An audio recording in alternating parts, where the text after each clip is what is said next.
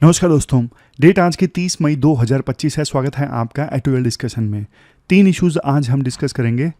सबसे पहले हमारा इशू है आज का, ये सुप्रीम कोर्ट ने ना एक कंडीशन लगा दी कि जुडिशियल सर्विसेज के एग्ज़ाम लेने के लिए ना 3 साल की प्रैक्टिस मैंडेटरी। तो क्या ये अच्छा वर्डिक्ट है? बिल्कुल बेसिक्स के साथ में सिस्टमेटिक ढंग से इस आर्टिकल को डिस्कस करेंगे। दूसरा आर्टिकल हम डिस्कस करेंगे आज डेप्टी स्पीकर की पोस्ट के बारे में, और तीसरा इशू हम डिस्कस करेंगे अर्ली चाइल्डहुड एजुकेशन से संबंधित।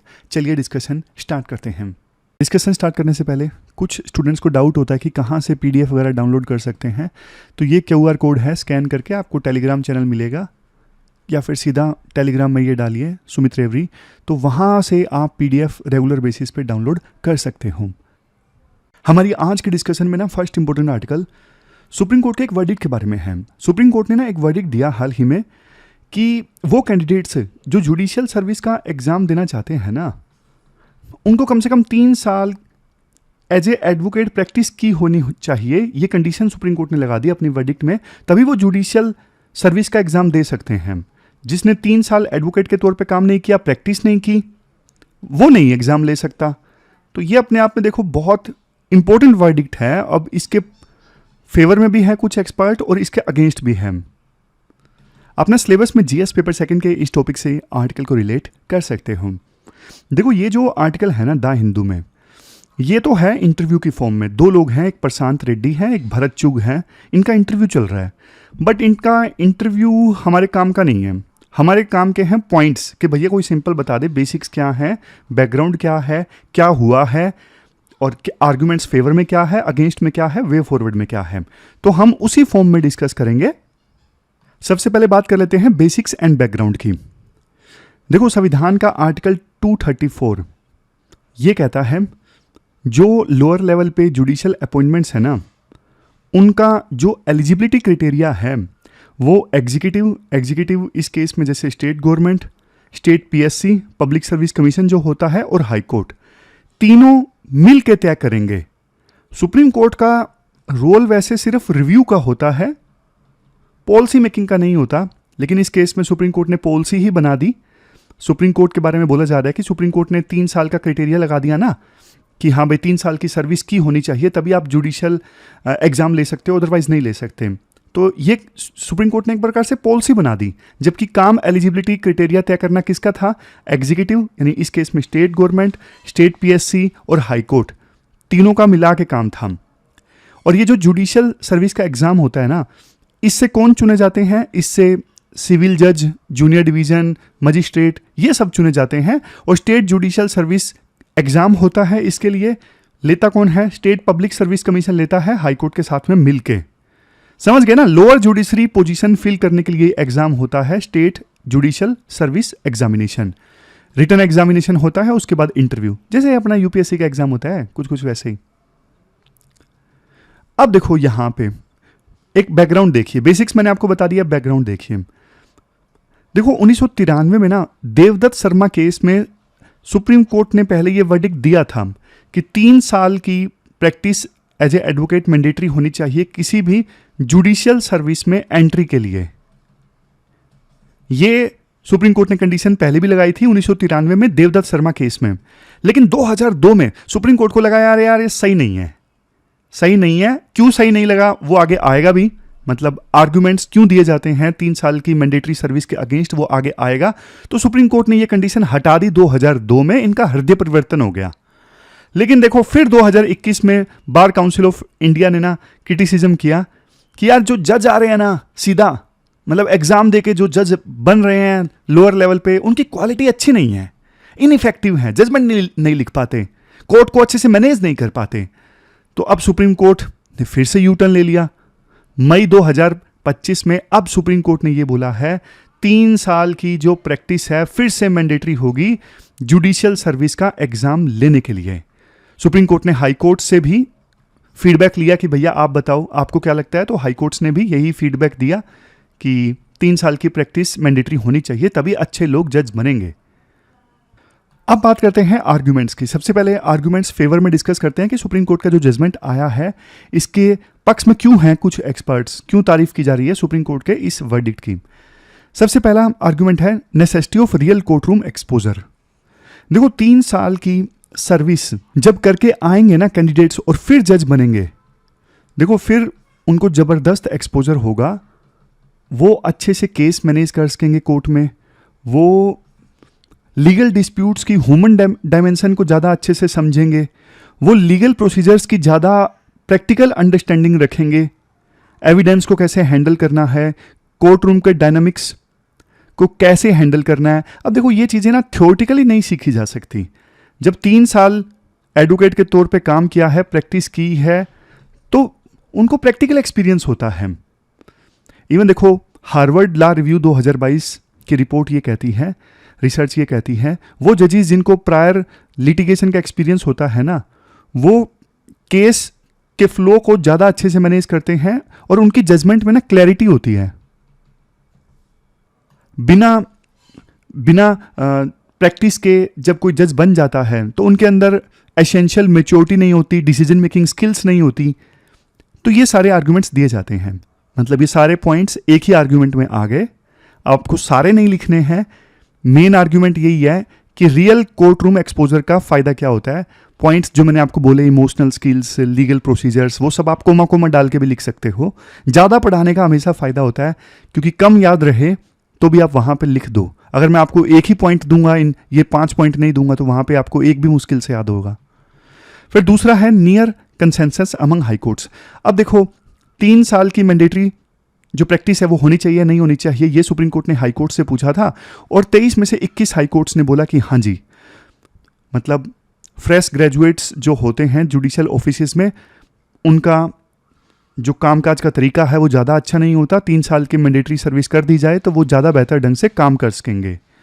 राजस्थान और एमपी हाई कोर्ट का एग्जाम्पल लीजिए, इन्होंने ना ये देखा कि ज़बरदस्त जुडिशियल एकेडमी में ट्रेनिंग दी गई, जो लोग सिलेक्ट हुए, बावजूद उसके उनको बार एक्सपीरियंस नहीं था, इस वजह से वो केसेस को अच्छे से हैंडल नहीं कर सके और प्रोसीजर को ठीक से अपना नहीं इसके कोर्ट में। Even bar council of India ने भी यही बोला कि जिन जजेस के पास में प्रायर लीगल प्रैक्टिस का एक्सपीरियंस नहीं है वो इनएप्ट हैं, वो इनकॉम्पिटेंट हैं। लास्ट में देखो emotional maturity and life experience वाला पॉइंट है, वैसे तो ये इसमें भी कवर हो गया, लेकिन अलग से भी लिख सकते हो। देखो जुडिशरी का रोल सिर्फ लॉ की मैकेनिकल एप्लीकेशन से रिलेटेड नहीं है कि हाँ भाई लॉ को यूज़ करना है, लॉ की एप्लीकेशन पे बोलना है, नहीं। केसेस को हैंडल करते वक्त ना ज़बरदस्त इमोशनल मैच्योरिटी की आवश्यकता होती है, लाइफ एक्सपीरियंस की आवश्यकता होती है, और वो आता है प्रैक्टिस से। तो ये पॉइंट्स हैं जो आप लिख सकते हो। उसके बाद में देखो अगेंस्ट में क्या आर्गूमेंट दिए जाते हैं, अगेंस्ट में भी आर्गूमेंट्स अच्छे हैं। सबसे पहले रिस्क ऑफ बिकमिंग मियर फॉर्मेलिटी। देखो कई बार ऐसा होता है कि कोई रूल ना सरकार लगा देती है या सुप्रीम कोर्ट लगा देती है, लेकिन ना वो सिर्फ फॉर्मेलिटी बन के रह जाता है। अब जो अमीर स्टूडेंट्स हैं, जिनके फैमिली कनेक्शंस हैं, वो देखो जज बनने के लिए वेट भी कर सकते हैं, उनके लिए 3 साल कोई दिक्कत नहीं है, 3 साल ऐस कर लेते हैं और बाद में अप्लाई कर देंगे। उनके लिंक्स हैं लीगल फर्म्स के साथ में और वो एक्सपीरियंस दिलवा देंगे धक्के से, उन्हें कोई धक्के खाने की ज़रूरत नहीं है और उनके कनेक्शंस हैं, उनको बैठे बिठाए 3 साल की प्रैक्टिस का सर्टिफिकेट मिल जाएगा। लेकिन देखो जो गरीब लोग हैं, अब सबसे पहली चीज़ आपको भी पता है, आप में से बहुत सारे लोगों के मेरे पास मैसेज आते हैं, सर फाइनेंशियल कंडीशन अच्छी नहीं है, तो वो लोग 3 साल का वेट नहीं कर सकते।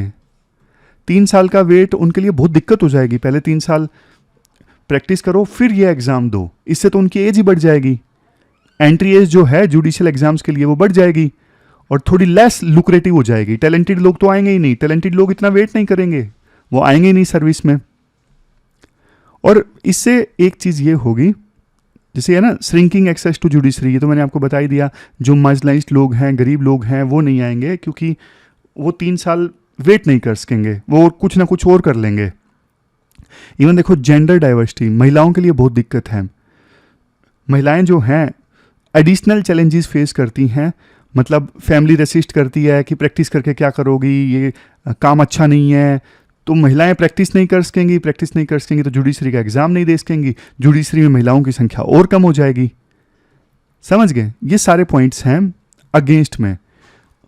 और एक पॉइंट ये भी है, वैसे देखो सुप्रीम कोर्ट ने ये वर्डिक्ट दिया है, जबकि ये काम किसका है, शुरुआत में मैंने आपको बताया था।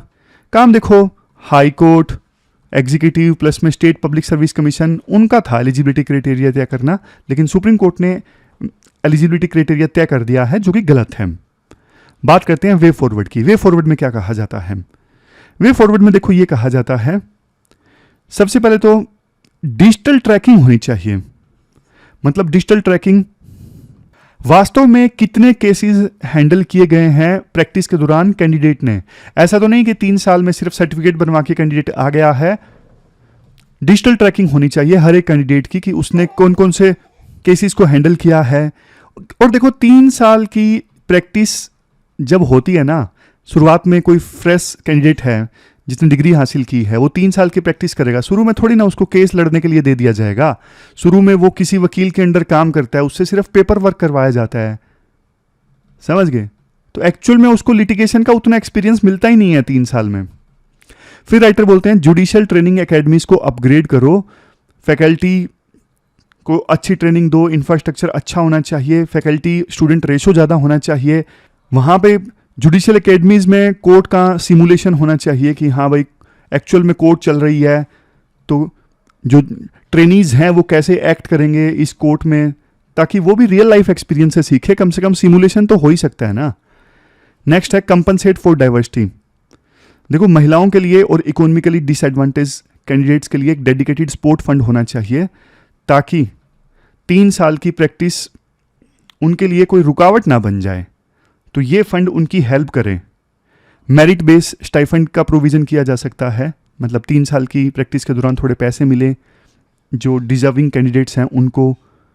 फिर देखो एक पॉइंट ये भी बोला जा रहा था कि ना प्रॉपर कंसल्टेशन वगैरह नहीं किया गया सुप्रीम कोर्ट के द्वारा इस वर्डिक्ट को देने से पहले। होना तो ये चाहिए था ना, कुछ इंपिरिकल अप्रोच अपनानी चाहिए, मतलब डेटा के बेस पे वर्डिक्ट देना चाहिए था कि हाँ ये डेटा आया है, जो बिना सर्विस के कैंडिडेट्स आ रहे हैं जुडिशियल सर्विस में उनकी जजमेंट्स खराब है, ये डेटा की सहायता से प्रूव होता है, तब तो मजे आते हैं। बिना डेटा के अगर आप कोई जजमेंट देते हो तो वो गैस वर्क हो जाता है। तो ये भी इंपॉर्टेंट पॉइंट है, मतलब क्रिटिसिज्म में भी लिख सकते हैं ये, और वे फॉरवर्ड में भी लिख सकते हैं। मेक एंट्री ऑप्शनल फ्लेक्सिबल, ये थोड़ा मिक्स सिस्टम कर दो कि हाँ भाई इतने कैंडिडेट, आधे हम बिना जजमेंट बिना प्रैक्टिस के लेंगे, आधे प्रैक्टिस के साथ लेंगे, तो थोड़ा थोड़ा मिक्स हो जाएगा सिस्टम। फ्रेश ग्रेजुएट्स भी आएंगे और एक्सपीरियंस्ड जो वकील है वो भी जज बन सकेंगे, तो मिक्स्ड सिस्टम भी किया जा सकता है। ये पूरा आर्टिकल हमने डिस्कस किया। आप बताइए आपकी क्या राय है इस बारे में। चलते हैं आगे। इसके बाद नेक्स्ट आर्टिकल देखो, इंपॉर्टेंस ऑफ डिप्टी स्पीकर के बारे में है। आप सिलेबस में ना जीएस पेपर 2 के इस टॉपिक से आर्टिकल को रिलेट कर सकते हो। इस आर्टिकल को भी हम डिस्कस करेंगे थोड़ा पॉइंट वाइज फॉर्म में। सबसे पहले देखो बेसिक्स की बात कर लेते हैं हम। संविधान के आप कुछ आर्टिकल्स देखिए। आर्टिकल 93 ये बोलता है स्पीकर और डिप्टी स्पीकर दोनों इलेक्ट होंगे as soon as may be, जितना जल्दी हो उसके। आर्टिकल 94 ये बोलता है डिप्टी स्पीकर सर्व करता है हाउस में जब तक वो रिजाइन ना कर दे, उसे रिमूव ना कर दिया जाए या फिर वो डिस्क्वालीफाई ना हो जाए। आर्टिकल 180 ये बोलता है डिप्टी स्पीकर के पास में फुल कंट्रोल होगा अगर स्पीकर एब्सेंट है तो। कुल मिलाकर देखो डिप्टी स्पीकर का जो काम है कंटिन्यूटी का है। अगर स्पीकर बीमार हो जाए, स्पीकर की पोस्ट खाली हो जाए, तो कंटिन्यूटी मेंटेन करके रखते हैं डिप्टी स्पीकर, और न्यूट्रलिटी को भी प्रोटेक्ट करते हैं, क्योंकि कन्वेंशन ये है कि आमतौर पे शुरुआत से ही कन्वेंशन चली आ रही है कि स्पीकर की जो पोस्ट जाती है वो रूलिंग पार्टी या रूलिंग अलायंस के पास जाती है, और जो डिप्टी स्पीकर की पोस्ट है वो जाती है विपक्ष के पास में। तो डिप्टी स्पीकर सिर्फ एक बैकअप नहीं है, वो कंटिन्यूटी और न्यूट्रलिटी प्रोटेक्टर का भी काम करते हैं। समझ गए? ये मेन रिस्पॉन्सिबिलिटीज होती हैं डिप्टी स्पीकर की, हाउस को चलाना। जब स्पीकर ट्रैवल कर रहे हैं या फिर इलेक्शंस में है, रैली वगैरह संबोधित कर रहे हैं, डिप्टी स्पीकर देखो प्राइवेट मेंबर बिल कमेटी के चेयरमैन भी होते हैं, इंपॉर्टेंट रोल प्ले करते हैं बजट कमेटी में, और सेंसिटिव डिबेट्स में भी इंपॉर्टेंट रोल प्ले करते हैं। जैसे एग्जांपल दिया जाता है, करिया मुंडा इन्होंने हाउस चलाया 2011 में जब मीरा कुमार यूके गई थी। कुल मिलाकर देखो डिप्टी स्पीकर ना पार्लियामेंट्री डेमोक्रेसी को कंटिन्यू रखते हैं, और ये उस कन्वेंशन की मैंने बात की, ट्रेडिशनल कन्वेंशन देखो ये है, स्पीकर की पोस्ट जाती है रूलिंग पार्टी या रूलिंग अलायंस के पास में, और डिप्टी स्पीकर होते हैं अपोजिशन से। तो ना ये एक बैलेंस हो जाता है। और डिप्टी स्पीकर देखो जब चेयर पे बैठते हैं स्पीकर के एब्सेंस में तो वो अपोजिशन को भी वॉइस देते हैं और अपोजिशन की जो आवाज़ है वो सुनी जाती है। इससे क्या होता है, इससे मेजोरिटेरियन डोमिनेंस नहीं होता हाउस में। क्यों? क्योंकि देखो स्पीकर तो रूलिंग पार्टी से है या रूलिंग अलायंस से है, तो ऐसा नहीं कि स्पीकर सिर्फ अपनी पार्टी की बात सुनेंगे, सिर्फ सरकार के जो एमपीज हैं उन्हें मौका देंगे, ऐसा नहीं होगा। बैलेंस हो जाएगा ना, बैलेंस हो जाएगा। डिप्टी स्पीकर जब चेयर पे बैठेंगे तो वो अपोजिशन की बात को ज़्यादा तवज्जो देंगे, तो यहां पे बैलेंस हो जाता है। समझ गए? इसीलिए ये कन्वेंशन चली आ रही थी। लेकिन देखो प्रॉब्लम क्या है, करंट क्राइसिस देखो ये है, पिछली लोकसभा 2019 से लेकर 2024 के बीच में, ये 17वीं लोकसभा थी, डिप्टी स्पीकर की पोस्ट ही नहीं थी 5 सालों तक। और अभी 18वीं लोकसभा को भी 1 साल पूरा हो गया, 1 साल हो गया, तो अभी तक डिप्टी स्पीकर की पोस्ट को फिल नहीं किया गया है। पिछली लोकसभा में भी डिप्टी स्पीकर की पोस्ट को फिल नहीं किया गया था, अभी भी फिल नहीं किया गया है। पिछले 6 सालों से डिप्टी स्पीकर के पद पे किसे भी इलेक्ट नहीं किया गया है। जबकि देखो हाउस के जो रूल्स हैं ना, हाउस चलाने के रूल्स हैं, वो भी रूल नंबर 8 वहां पे ये बोलता है कि स्पीकर एक डेट फिक्स करेंगे और डिप्टी स्पीकर का इलेक्शन करवाएंगे। लेकिन देखो पिछले 75 सालों में पहली बार ऐसा हुआ है कि 2 कंसेक्यूटिव टर्म्स हो गई विदाउट डिप्टी स्पीकर। तो राइटर बोलते हैं ये तो देखो इंस्टीट्यूशनल क्राइसिस है और डेमोक्रेटिक ट्रेडिशन को तोड़ने वाली बात है। आप आज़ादी के बाद से ही डिप्टी स्पीकर की पोस्ट कभी खाली नहीं रही। 1952 में M.A. अयंगर ये अपोजिशन से थे, पहले डिप्टी स्पीकर बने। फिर देखो 1991 में भी शिवराज सिंह पाटिल स्पीकर थे, सूरज भान डिप्टी स्पीकर थे, अपोजिशन के थे। हर एक लोकसभा में डिप्टी स्पीकर की पोस्ट होती थी टिल 2019। लेकिन 70 साल पुराना जो डेमोक्रेटिक ट्रेडिशन था वो अब टूट चुका है। पहले विपक्ष और सरकार के बीच में सहमति बन जाती थी कि किसे डिप्टी स्पीकर इलेक्ट करना है, लेकिन कोई सहमति नहीं बनी पिछले 6 सालों से। सरकार कहती है हमने अपोजिशन के साथ में सहमति बनाने की कोशिश की कि किसे डिप्टी स्पीकर बनाना है, हमारी सहमति नहीं बन पाई। सरकार ये भी कहती है कि कोई सूटेबल कैंडिडेट अवेलेबल नहीं है। सरकार को ये बोला जाए कि संविधान का आर्टिकल 93 तो ये बोलता है स्पीकर और डिप्टी स्पीकर को जल्द से जल्द इलेक्ट किया जाए, आपने किया ही नहीं। तो सरकार बोलती है आर्टिकल 93 में टाइम तो नहीं दिया हुआ है ना, तो टाइम नहीं दिया हुआ है तो हम अपने हिसाब से करेंगे। लेकिन देखो ये डेमोक्रेसी से खिलवाड़ करने वाली बात है। फिर राइटर ये बोलते हैं डिप्टी स्पीकर को अपॉइंट ना करना, सबसे पहली चीज ये आर्टिकल 93 का वायलेशन है, क्योंकि एज सुन एज में भी संविधान में लिखा है तो इसका मतलब अर्जेंसी है।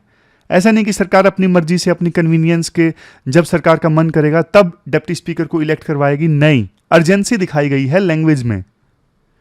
समझ गए? ये गलत प्रेसिडेंट सेट करता है, कल को कोई और सरकार चुनी जाएगी वो भी डिप्टी स्पीकर इलेक्ट नहीं होने देगी। तो ये कॉन्स्टिट्यूशनल वैल्यूज, कॉन्स्टिट्यूशनल स्पिरिट का मजाक उड़ाने वाली बात है। फिर नेक्स्ट पॉइंट में राइटर बोलते हैं पावर इम्बैलेंस। पावर इम्बैलेंस मतलब अभी सिर्फ स्पीकर हैं, डिप्टी स्पीकर तो है ही नहीं। स्पीकर रूलिंग पार्टी या रूलिंग अलायंस से हैं, तो सारी जो पावर्स हैं वो स्पीकर के हाथों में सेंट्रलाइज्ड हैं। डिप्टी स्पीकर अगर ओपोजिशन से होते तो फिर पावर में चेक्स एंड बैलेंस हो जाते, लेकिन यहाँ पे तो मेजोरिटेरियन कंट्रोल वाली बात हो गई। अपोजिशन की वॉइस सुनी नहीं जाती, पार्लियामेंट सिर्फ एक रबर स्टैम्प बन के रह जाता है, क्योंकि स्पीकर सरकार के एमपीज की, सरकार की बात ज़्यादा सुनता है, ऐसा आरोप लगते हैं, प्रैक्टिकली होता भी है। समझ गए? फिर देखो कन्वेंशन की बात की जाती है कि कन्वेंशन भी ब्रेकडाउन हो गई। हमने देखो यूके का वेस्ट मिनिस्टर मॉडल फॉलो किया था जिसमें अपोजिशन को भी सिग्निफिकेंट पोजीशंस मिलती हैं, लेकिन अब वो कन्वेंशंस इग्नोर की जा रही है और अपोजिशन का जो से है हाउस की वर्किंग में वो कम से कम होता जा रहा है। ये पार्लियामेंट में क्राइसिस का एक सिग्नल है। कई बार क्वेश्चन पूछा जाता है ना, पार्लियामेंट डिक्लाइन हो रही है, तो वहां पे ये पॉइंट लिख सकते हो। इवन देखो इमरजेंसी रिलेटेड क्राइसिस भी हैं। अगर इमरजेंसी हो गई, स्पीकर ने रिजाइन कर दिया या बीमार हो गए, तो कोई होगा ही नहीं हाउस रन करने के लिए। वैसे देखो प्रैक्टिकली वो 10 एमपीज का एक पैनल होता है जिन्हें चेयर पे बिठा दिया जाता है हाउस चलाने के लिए। लेकिन हाँ, कॉन्स्टिट्यूशनल पोस्ट के हिसाब से कोई नहीं होगा हाउस चलाने के लिए। इमरजेंसी अगर आ गई तो इससे पार्लियामेंट पैरालाइज हो सकती है नेशनल क्राइसिस के दौरान। इसलिए प्री डिटरमाइंड सक्सेशन प्लान होना चाहिए कि स्पीकर नहीं है तो कौन बैठेगा स्पीकर की चेयर पे। समझ गए? फिर है कुछ एक्सपर्ट्स व्यूज़। ऑस्टिन ये कहते हैं संविधान जो है वो मोरल डॉक्यूमेंट है और ये कन्वेंशंस के ऊपर थ्राइव करता है। कन्वेंशंस को आप इग्नोर कर दोगे तो संविधान को इग्नोर करने वाली बात हो जाएगी। डॉक्टर सुभाष कश्यप ये बोलते हैं डिप्टी स्पीकर देखो चेक्स एंड बैलेंसेस इंश्योर करते हैं और उनकी जो वैकेंसी है इससे लेजिस्लेचर की क्रेडिबिलिटी पे क्वेश्चन मार्क उठते हैं।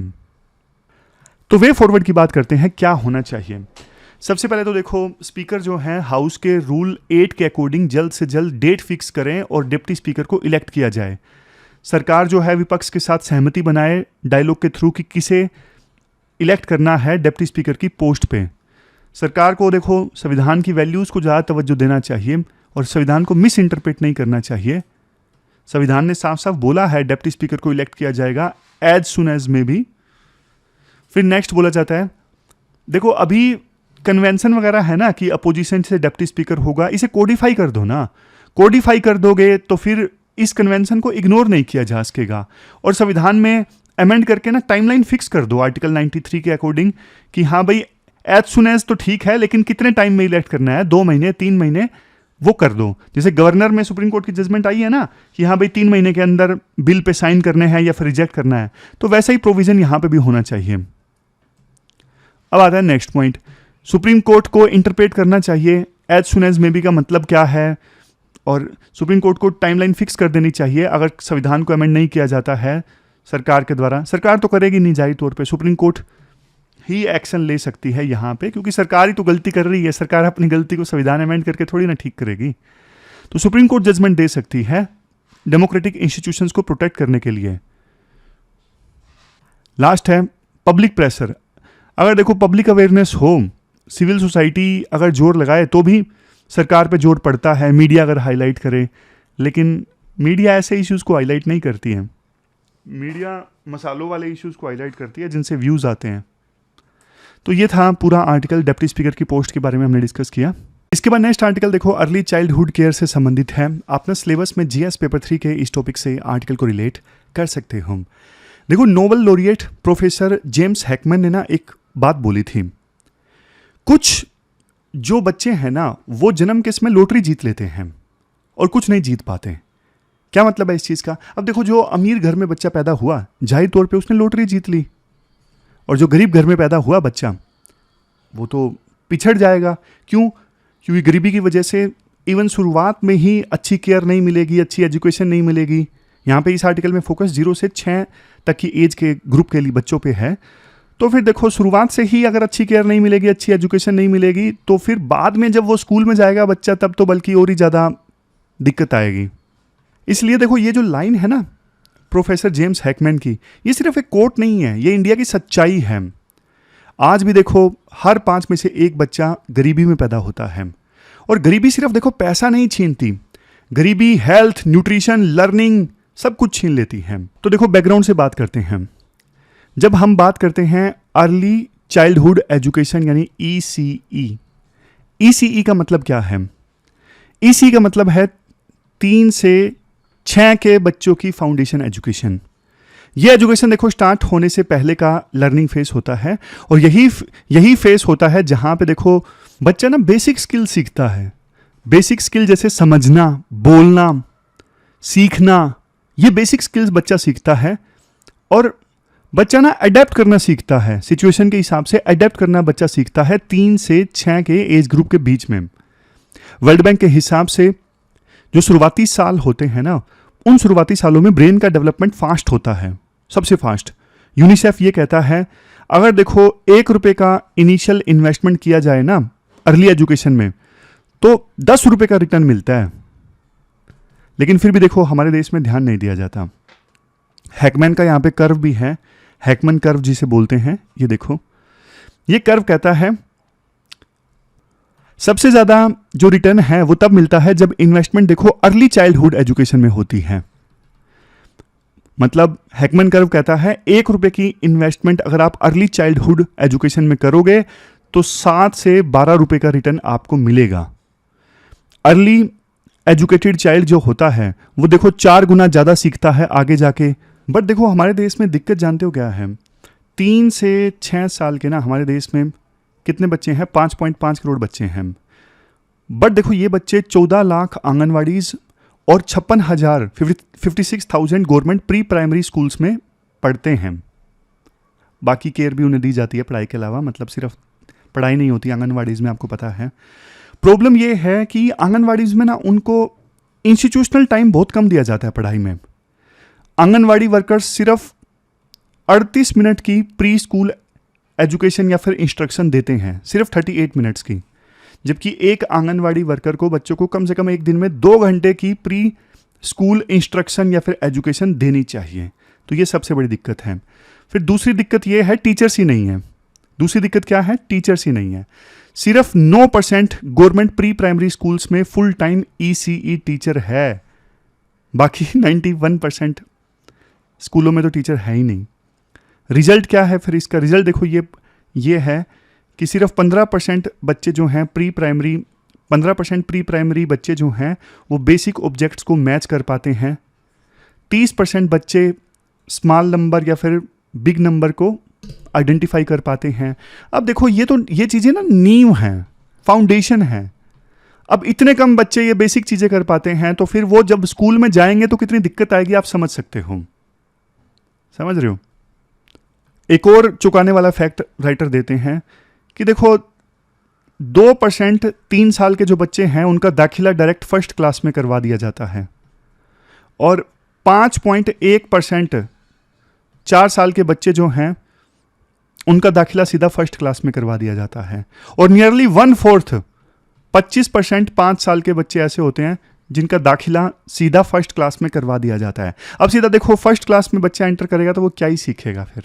मतलब बेसिक स्किल्स पुराने वाली तो है ही नहीं, और यहीं से फिर लर्निंग आउटकम जो है वो खराब होनी स्टार्ट हो जाती है। फिर हम बाद में वो सर्वे वगैरह करते हैं, 5वीं क्लास का बच्चा दूसरी क्लास का क्वेश्चन नहीं सोल्व कर पाता। वो इसलिए नहीं कर पाता क्योंकि फाउंडेशन ही नहीं है, फाउंडेशन है ही नहीं। फिर राइटर बोलते हैं गवर्नमेंट भी कम नहीं है, गवर्नमेंट बहुत कम पैसा खर्च करती है। एक बच्चे पे EC early childhood care education पे सरकार खर्च करती है सिर्फ 1263 रुपये, और बाद में फिर स्कूल एजुकेशन में एक बच्चे पे सरकार खर्च करती है 37,000 रुपये एक साल में। और ज़्यादातर पैसा स्कूल एजुकेशन में ना टीचिंग रिसोर्सेज पे खर्च होता है। बहुत सारे टीचर्स के जो रिसोर्सेज हैं वैसे ही पड़े रहते हैं, यूज़ ही नहीं होते, स्कूलों में वैसे ही पड़े रहते हैं। तो राइटर बोलते हैं यार इतना पैसा आप 37,000 रुपये स्कूल में जाके लगा रहे हो, थोड़ा पहले लगा दो। पहले सिर्फ आप 1263 रुपये लगा रहे हो, जबकि पहले पैसा लगाओगे तो उसकी इन्वेस्टमेंट ज़बरदस्त रिटर्न आएंगे, जैसा शुरुआत में हमने डिस्कस किया। हैकमैन कर्व क्या कहती हैं? मतलब देखो आप सिंपल एग्जाम्पल से समझिए, जंगल में पौधा लगाया गया पर मिट्टी पानी धूप कुछ दिया ही नहीं तो वो पौधा ग्रो कैसे करेगा? ये पौधा है जो बच्चे जो अर्ली चाइल्डहुड केयर एजुकेशन प्राप्त करते हैं उनको कुछ दिया ही नहीं, आपने कुछ सिखाया ही नहीं, तो वो पेड़ बड़ा कैसे होगा? आंगनवाड़ियों के ऊपर ना एक सुपरवाइजर होना चाहिए। अभी क्या है, 282 आंगनवाड़ियों के ऊपर एक सुपरवाइजर है। वो क्या क्या देखेगा आप बताओ? आप मॉनिटरिंग नहीं कर रहे हो अच्छे से, और बिना अकाउंटेबिलिटी के मॉनिटरिंग कर रहे हो तो कैसे काम चलेगा? इसके बाद राइटर बोलते हैं देखो कुछ राज्य तो अच्छा काम कर रहे हैं। उत्तर प्रदेश ने हाल ही में डिसाइड किया कि 11,000 बाल वाटिका एजुकेटर्स हम हायर करेंगे, और इस पे वो काम भी कर रहे हैं। इन्होंने 6 दिनों का एक रेजिडेंशियल ट्रेनिंग प्रोग्राम स्टार्ट किया जिसमें 50 मास्टर ट्रेनर्स को ट्रेन किया जाएगा ECE early childhood care education pedagogy पे। बाद में ये 50 ट्रेनर जो हैं वो अलग अलग इलाकों में जाके ट्रेन करेंगे फर्दर टीचर्स को। हर एक डिस्ट्रिक्ट में बाल वाटिका सेटअप हो रहे हैं। ये यूपी में हो रहा है। यूपी के अलावा उड़ीसा ने भी अच्छा काम किया है। हर गवर्नमेंट स्कूल में शिशु वाटिका ओपन हो रहे हैं। फोकस 5 से 6 साल तक के जो बच्चे हैं उनको स्कूल रेडी बनाना। समझ रहे हो? लास्ट में राइटर बोलते हैं देखो यहाँ पे ना एक सबसे अंडर वैल्यूड बट सबसे पावरफुल वेपन है, वो है पेरेंट्स को इन्वॉल्व करना। पेरेंट्स को इन्वॉल्व नहीं किया जाता अर्ली चाइल्डहुड एजुकेशन में। पेरेंट्स देखो अपने बच्चों के भविष्य के लिए ना बहुत ज़्यादा पैशनेट होते हैं। उन्हें पता नहीं होता कि क्या रोल वो प्ले कर सकते हैं, इसलिए अवेयरनेस नहीं होती। अगर उन्हें अवेयर किया जाए ना तो वो अपने बच्चे के फ्यूचर के लिए कुछ भी कर दें। तो सिंपल स्टेप्स ये हैं, पेरेंट्स को ना वर्कशीट दी जाए कि आप अपने बच्चों को ये सिखाओ। प्ले बेस्ड एक्टिविटीज़ पेरेंट्स को करना सिखाया जाए ताकि पेरेंट्स घर में बच्चों के साथ में प्ले बेस्ड एक्टिविटीज़ करवाएं। पेरेंट्स को व्हाट्सएप से जोड़ा जाए ताकि उन्हें इंफॉर्मेशन मिलती जाए कि बच्चे से अब ये करवाना है, अब ये करवाना है। जैसे मध्य प्रदेश का एक मॉडल है बाल चौपाल। मध्य प्रदेश के बाल चौपाल मॉडल में ना हर महीने पेरेंट्स से ना डिस्कशन की जाती है, जिसमें उनको ये बताया जाता है कि भैया बच्चा खेलता है वो भी एक लर्निंग है, ड्राइंग भी ब्रेन को बूस्ट करता है। तो पेरेंट्स में भी अवेयरनेस आती है, वो अपने बच्चों को बोलते हैं कि हाँ ड्राइंग करो बढ़िया ढंग से। तो ये सारी चीज़ें हैं। तो अब कंक्लूजन की बात आती है। देखो एक बात याद रख लो, 5 साल तक की एज आते आते ना 90% जो ब्रेन है वो डेवलप्ड हो चुका होता है। यूनेस्को की रिपोर्ट कहती है फाउंडेशनल लिटरेसी पे, अगर देखो ECE में अर्ली चाइल्डहुड एजुकेशन में अगर पुअर रिजल्ट है ना तो परमानेंट लर्निंग जो है वो डिले होता है। फिर तो ये सारे काम करने चाहिए अगर 2047 तक हमें विकसित भारत बनना है ना। फंड इंक्रीज करो ECE पे, टीचर्स हायर करो, मॉनिटरिंग स्ट्रॉन्ग बनाओ, पेरेंट्स को ट्रेन करो, स्टेट की तरह इनोवेशन लेके आओ जैसे उड़ीसा यूपी ने किया, करिकुलम बनाओ ECE के लिए, पब्लिक में अवेयरनेस फैलाओ। तो ये सारे काम होने चाहिए। लास्ट में देख लेते हैं कौन कौन से आर्टिकल्स हमने डिस्कस किए।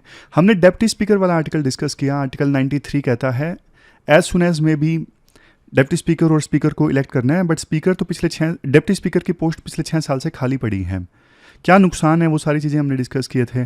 कन्वेंशन के अगेंस्ट है, संविधान का वायलेशन है, डेमोक्रेटिक बैलेंस के अगेंस्ट है, गलत प्रेसिडेंट सेट हो रहा है, वैक्यूम क्रिएट हो रहा है, इमरजेंसी सिचुएशन के दौरान कोई नहीं होगा, मेजोरिटेरियन कंट्रोल हो जाएगा क्योंकि स्पीकर के हाथ में पावर मतलब इनडायरेक्टली सरकार के हाथ में पावर हाउस चलाने की, अपोजिशन की वॉइस को शेयर नहीं मिलेगा। तो ये सारी चीज़ें हमने डिस्कस की। फिर ये सुप्रीम कोर्ट का 3 साल की मैंडेटरी प्रैक्टिस वाला जो आर्टिकल आया था वो हमने डिस्कस किया। इसके पक्ष विपक्ष दोनों में पॉइंट्स डिस्कस किए। पक्ष में ये सारे पॉइंट्स डिस्कस किए कि बिना प्रैक्टिस के फ्रेश जो जुडिशियल ग्रेजुएट्स होते हैं उनमें इमोशनल मैच्योरिटी नहीं होती, कोर्ट डायनामिक्स का नहीं पता होता, इसके अलावा लीगल प्रोसीजर का नहीं पता होता। तो सभी हाई कोर्ट्स ने 23 में से 21 हाई कोर्ट ने बोला कि हाँ सर्विस मैंडेटरी होनी चाहिए। बार काउंसिल ऑफ इंडिया ने भी यही बोला। और देखो फिर लेकिन चैलेंजेस भी हैं इसको इम्प्लीमेंट करने में कि जो अमीर लोग हैं वो तो फर्जी सर्टिफिकेट बनवा के आ जाएंगे और ये सिर्फ एक फॉर्मेलिटी ना बन जाए। ये करने से डाइवर्सिटी पे असर पड़ेगा, गरीब लोग नहीं आ सकेंगे क्योंकि 3 साल का वो गैप नहीं झेल सकेंगे, महिलाएं कम आएंगी और लेस लुक्रेटिव हो जाएगा जुडिशियल सर्विस, क्योंकि 3 साल की सर्विस करने के बाद में तो कई सारे लोग तो वैसे भी अच्छा खासा पैसा कमाने लगेंगे। फिर एक पॉइंट वो भी था कि 3 साल की प्रैक्टिस में लिटिगेशन वाला काम नहीं मिलता है जूनियर एडवोकेट्स को, वो छोटा मोटा पेपर वर्क करवा लिया जाता है। तो क्या सजेशंस दिए गए थे? सजेशन ये दिए गए थे मिक्स कर सकते हो, कुछ फ्रेश ग्रेजुएट्स, कुछ सर्विस मैंडेटरी सर्विस के साथ में जो जुडिशियल ट्रेनिंग एकेडमीज़ हैं उनको अपग्रेड करो।